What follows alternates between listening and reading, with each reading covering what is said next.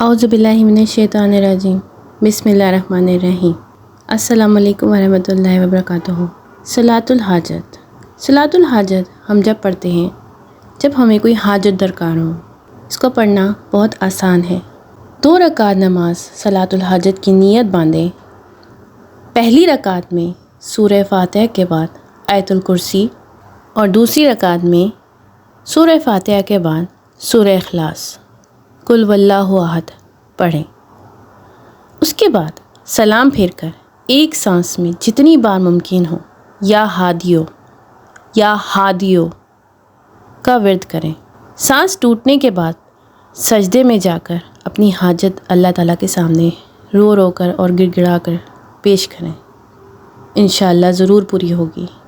آپ کی کوئی بھی جائز خواہش یا ضرورت یا کوئی بھی حاجت آپ کو درکار ہو تو آپ نے یہ نماز صبح فجر کے بعد یا رات کو عشاء کے بعد پڑھنی ہے۔ اللہ تعالیٰ ضرور آپ کی حاجت کو قبول فرمائے گا اور وہ پوری ہوگی انشاءاللہ۔